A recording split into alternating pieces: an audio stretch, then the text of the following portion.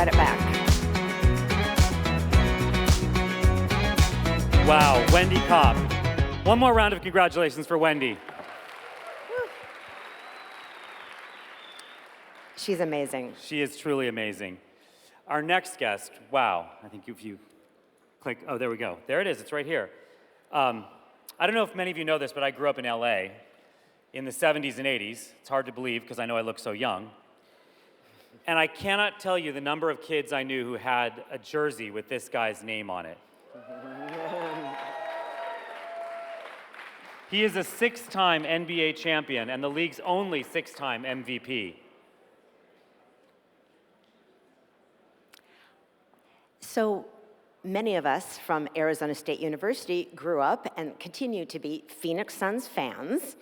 So hey. So while I'm not cheering for that. I know you're not. So while we always rooted against the Lakers passionately, we somehow always loved Kareem. I don't know how that all worked here. But beyond the basketball court, Kareem is also an 8-time award-winning columnist of the year. He is the founder of Skyhook Foundation and Skyhook Camp. And they've got the coolest motto. Their motto is, give kids a shot that cannot be blocked. They do this by bringing educational STEM experiences and outdoor learning experiences to underserved communities around the country. I am also continuously moved by Mr. Jabbar's writing. Have you all read what he's written? Unbelievable. I think in a society that we live in, he writes on race, on culture, on education, and he is a bridge builder in a time of bridge burners. Here to interview Mr. Jabbar are Deborah Morales and Arne Duncan. A little bit about them too, so you know who's coming. Deborah Morales is the founder, chief executive officer, and award-winning visionary for Economy Multimedia and Entertainment. Deborah's managed the production of and distribution of best-selling books, audio soundtracks, and also executive produces multiple TV series and film projects. She handles global licensing for Kareem, and she's also managed his career for the last 30 years. She co-founded Skyhook Foundation, for which she serves as executive director. And we all here know Arne Duncan. He is the former U.S. Secretary of Education in the Obama administration, former CEO of the Chicago Public Schools, and is now leading Chicago Cred, a nonprofit trying to achieve a transformative reduction in gun violence in Chicago. Please welcome 3 incredible human beings to the stage. Kareem Abdul-Jabbar, we welcome. Arne Duncan, Deborah Morales.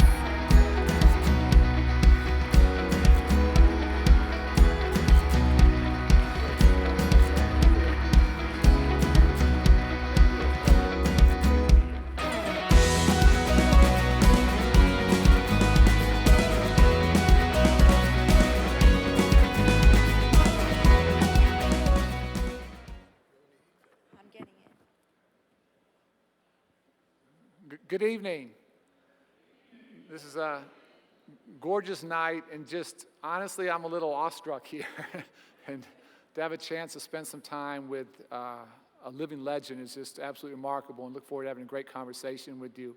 I'm going to come to Kareem next, but Deborah, I want to start with you because you and Kareem have been partners in this work for about 3 decades, and just appreciate your leadership so much. And you've really helped to amplify Kareem's voice in fighting for social justice through books, articles, and public appearances. His Substack articles reach about 100,000 people. And the easy way for him would be just to be a sports icon and leave it there. But his commitment to social justice and fighting these other issues, you've helped to shape that voice. And we're talking about why that was so important to you and why that was so important to Kareem. Sure, and hey, nice to meet you all. I'm so glad that you guys are here, so thank you. I want to tell you something kind of funny, just to kind of start, because when I got into this job, I thought, oh, this is going to be easy. You know, I'm just going to become a sports agent. I've never been one before. And I thought, I'll just get them a coaching job or I'll get them a broadcasting job. Well, I did not realize the brick walls that I was about to hit. And they were so high that we could never get over them. So one of the first things that happened during our first year working together, I said to Kareem, you know what? They're not going to let you make any money in sports anymore. They're not going to give you a broadcasting job. They're not going to give you a head coaching job. You're going to have to find a whole different path. And he says, well, I really don't know what what to do. I've been doing sports, for my whole life. And I said, tell me the things that you love. And he loves to read. He loves to write. He listens to jazz music. And I said, well, we're going to start, but that's where we're going to start. We're going to start with that kind of stuff right there. And so that's kind of how this started, is we started working on the things that were important to him, which were social justice. And we kind of became friends because he was my teacher. And he started teaching me about the Harlem Renaissance and about all the people from the 1920s and 30s that overcame and went on to a lot of success. But one of the things I started learning about Kareem is when he was a teenager, he started getting involved in his community. Do you want to share a little bit about how you started? Well, Deborah, it's pretty simple. Thank you. I was involved in a program in my community, Harlem, where Dr. Clark decided that he would set up a program that would enable the kids in Harlem to understand what they needed to do to make it a better place. And there were a number of different workshops, music, dance, drama, photography, social work. There was a lot of different ways that you can help your community. And I had always felt that maybe I should write. And there was a journalism workshop. And I got in the journalism workshop, and it changed my life. Because what we learned during that summer was that in order to make our communities a better place, we have to make ourselves better and understand what counts and what doesn't count. So I'm very thankful for taking part in that experiment, because it has given me a purpose and a direction in my life, and I'm very thankful for that. And Kareem, you had something special happen during that time. Who did you get to meet? Well, during the summer, Dr. Clark knew Dr. Martin Luther King Jr., and he asked him to come and address the students that were taking part in the program. So Dr. King came and addressed us and told us what he expected of us. And then afterwards, I got to go with the news crew that was following Dr. King everywhere. He'd been voted Man of the year before in 1963. And I got to ask Dr. King a question. I asked him if he thought that Dr. Hendricks' program was a success, and he said, it's absolutely a success because you guys have already started thinking about how to make Harlem a better place. It was already happening, so just stick with it. And that has stayed with me all this time. Bill Walton is here, who's another absolute legend. Please give him a round of applause. And it's not often you get to be in the same space as two Hall of Famers, but what Bill said so eloquently backstage was that Kareem has set a standard of excellence his entire life, on and off the court. And I do want to get to some basketball questions at the end, but really want to try and understand the development of your social consciousness. Where did that come from? And I would argue as great an impact as you had on the court, and arguably more than anyone else, your impact off the court, and still today, is much greater than anything you did on the court. But where did your social consciousness come from? Where did you learn that? How did you develop that? My social consciousness came from just being raised here in America and wanting to overcome the negative effects of racism. And that is what motivated me. Thank you. And I just tried to go about it politely and patiently, but certain things have to be done. We have things to fix in our country, so we have to get into it. I think one of the reasons that I've been able to be successful has been because of my manager, Deborah Morales.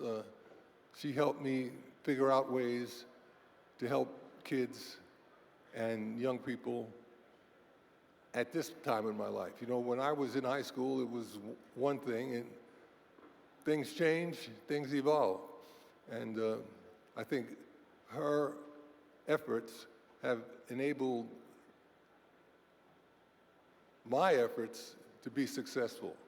So Deborah, why don't you tell us, you know, about the things that you've done to help the Skyhook Foundation evolve and do the things that I feel are so important. Well, thank you, Kareem. That was really nice of you to say that publicly. I'm kind of shocked right now. I think like one of the problems is that Kareem didn't think anybody cared about what he had to say. And he would tell that to me over and over again, and I was sort of really surprised by that. And I said, I think a lot of people want to hear what you have to say. And so I started to encouraging him to write. Every day that I worked with him, somebody asked me, can you come do this charity event? Can you come help, you know, something? And we got overwhelmed with all these charity requests. And I said, you know what? I think we should start our own. And we started to look around about what could we do to make LA a better place, because that's really, you know, where his legacy was. And at the time, I didn't start off with these great philanthropic thoughts. He just wrote a book that he wanted to get to kids. It was called What Color Is My World? The Lost History of African American Inventors. And the book was so great, and I thought, oh my God, so many kids are gonna just really love this book. They're gonna learn where ice cream scoops came from and where the blood transfusion came from. And there was just so many interesting things that the potato chip was invented by a black person.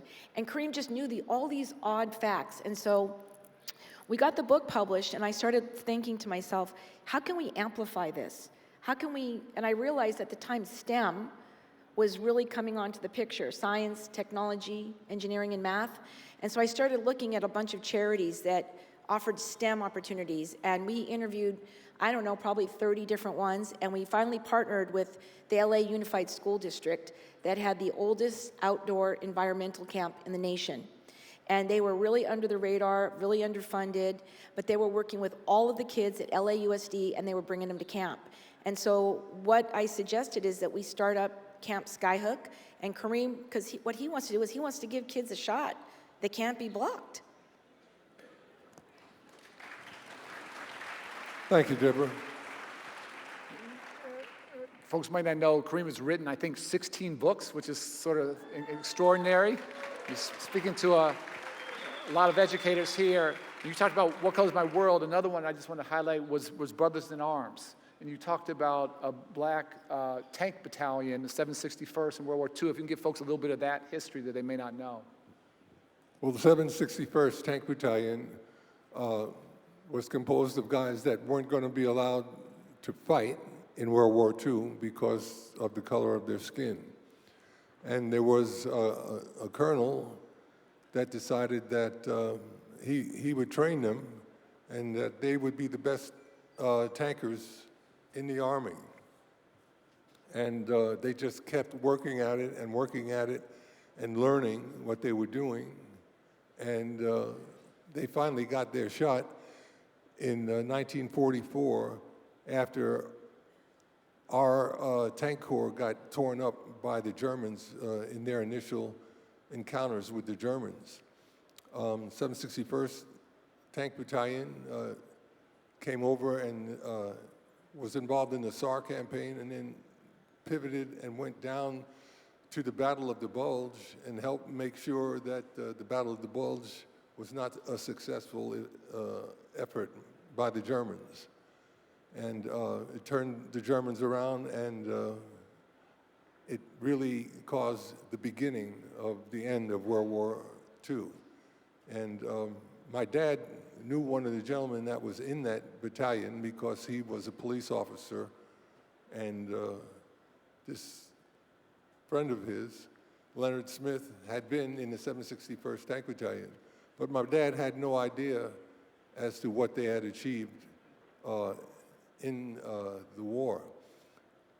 After the Battle of the Bulge, they pivoted and headed into Germany and were involved in the liberation of Dachau, Gunskirchen, and Mauthausen death camps.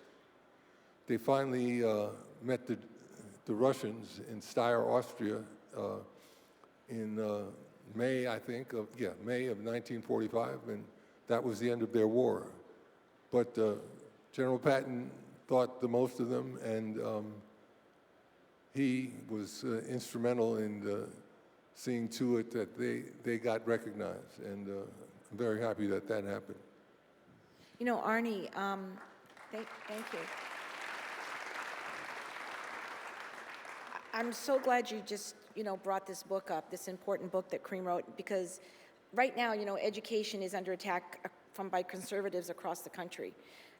Books are being banned for mentioning racism, that it even exists, and classroom content is being censored by unqualified parents. So what steps do you think the federal government should take to protect our educational system?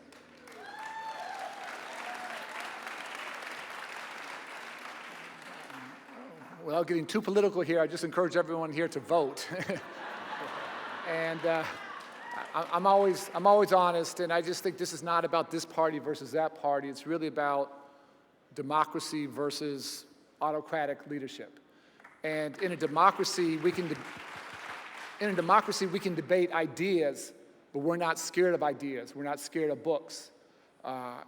In an autocratic situation, that's when you ban books. That's where you have one source of truth, one source of power. And I just think we're at this extraordinarily challenging and worrisome time in our nation's history that I never thought we would be here. And so this is not a time when any of us can sort of stay on the sidelines. We have to be engaged. We have to continue to educate. And we have to fight, again, not along party lines, but fight for our democracy. That's bigger than any political party now. And we need all of you to help lead that.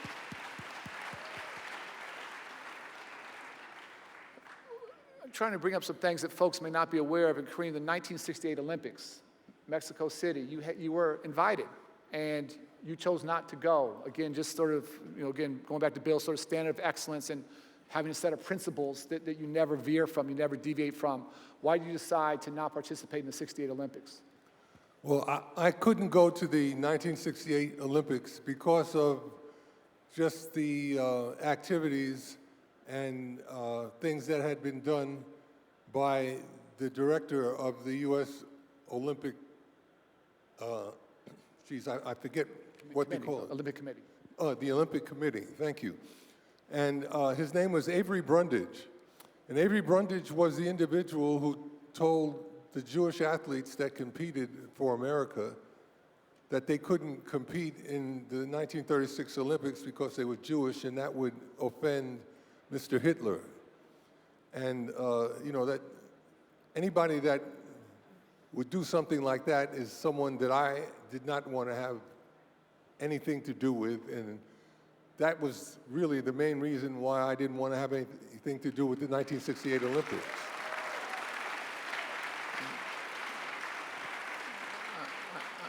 I want to walk through your career a little bit. Going to college, just a couple numbers: 88-2, 3 championships, 3 MVPs of the NCAA tournament. First varsity game, at that point, freshmen couldn't play varsity. First varsity game, 56 points. After your sophomore year, they put in place a no dunking rule.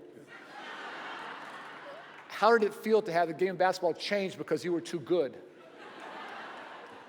I didn't think I was going to make it into the NBA if they kept up all the rule changes.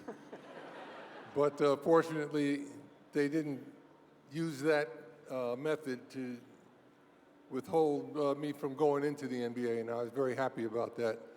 And when I graduated from UCLA, I entered the NBA with a smile on my face because I knew that they wouldn't be legislating against me.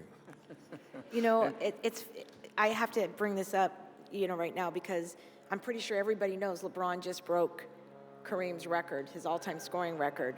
And, we were talking about it, and I forgot the exact number, but LeBron has like over 2,300 three-pointers that went towards his record. Kareem, how many three-pointers did you score? I was, in my career, I was 1 for 13 from the three-point line.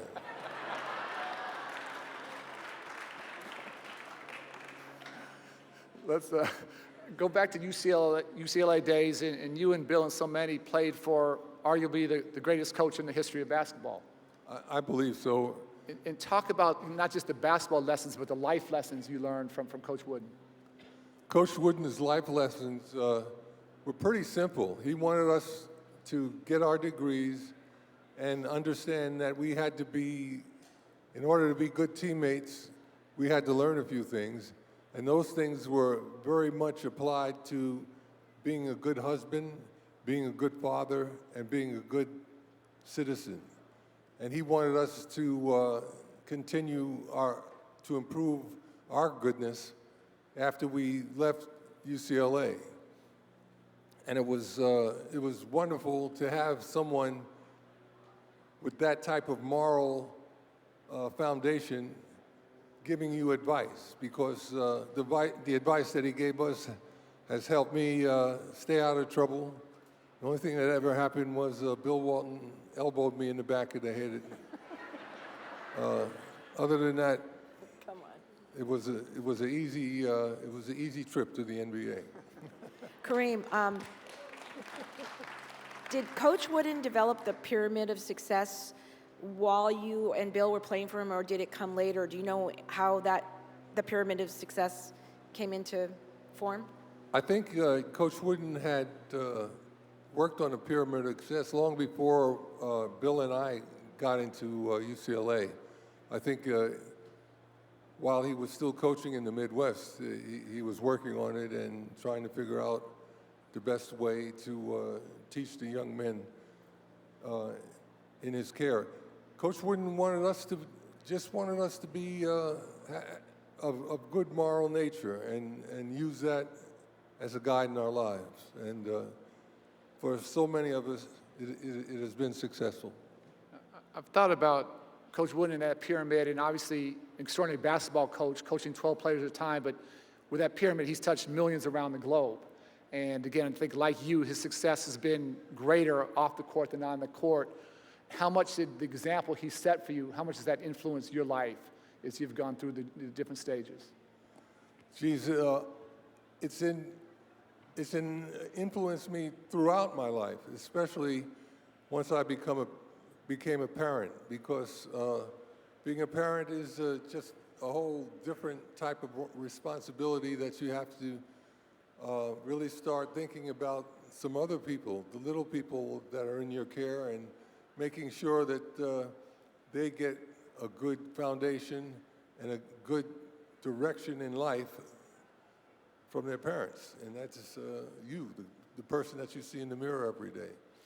So, I appreciated the fact that he expected this to just not be a one-stop shop. We're going to continue this throughout our lives.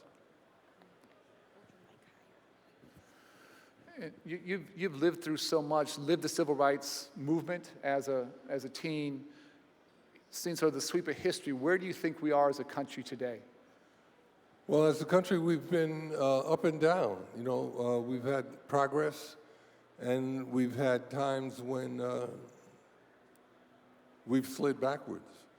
And we just have to learn how to accept our fellow Americans as people, and not try to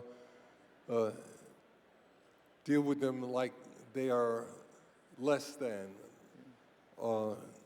Every person deserves the respect that they should get, and as Americans, we should give that respect to each other.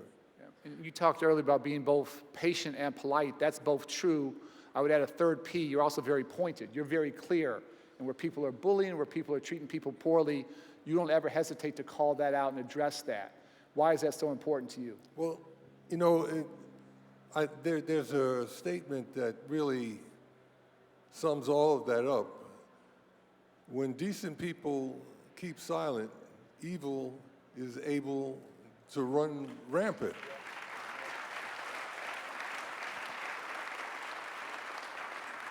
So the more good Americans that I encounter, the better I feel about where I live and my fellow citizens.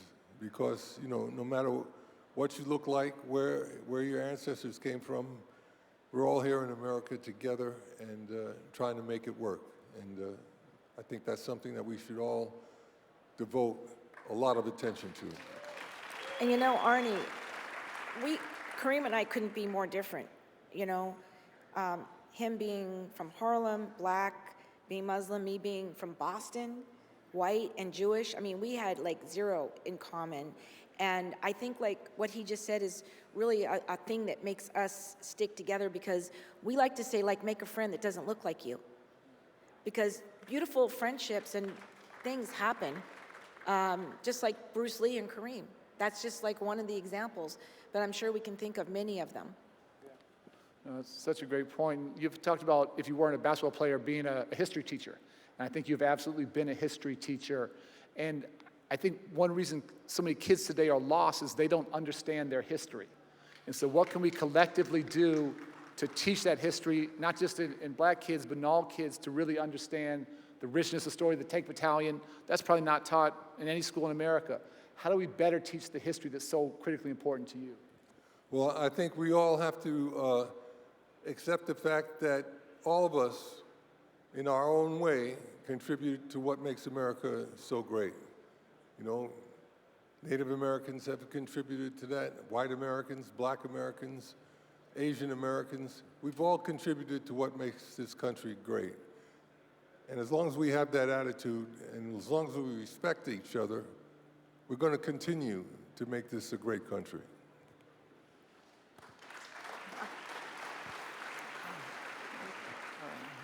We're closing here, and you can pass on this question if you don't want to answer it. Who was your favorite teammate? Who made you better? Well, I have to say there was a teammate I had when I played in Milwaukee named Greg Smith. He lives up in Portland. We're still in touch.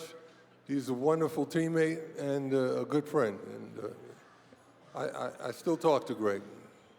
Who was the opponent who brought out the best in you, who challenged you the most? Well, geez, I think the opponents that really challenged me the most were Wilt and Nate Thurman. And I give the nod to Nate Thurman. Nate was agile and knew how to play defense, and so many guys would beat me up and say they played a good defensive game, but Nate actually did play a good defensive game against me and make me earn my keep. The very first game I played against him, I found out he had scouted me. He'd come to a Laker game, a Bucks game, and scouted me. And the very first game I played against him, I had 5 points and 5 rebounds when the game was over. And I knew I had to learn a few things if I was ever going to be a success. And final question, we have a couple thousand educators who have devoted their lives to trying to make a difference and create opportunity. And what would be your challenge to them as they go forward? How do we help this next generation have the kind of life, have the kind of success, the kind of significance that you've had? What would you challenge all the folks listening tonight to do? Well, just, you know, the golden rule, treat others as you yourself wish to be treated. And we'll get where we got to go. Please give a huge round of applause to Deborah Morales and the living legend, Kareem Abdul-Jabbar. Wow. Thank you. Kareem, stand up.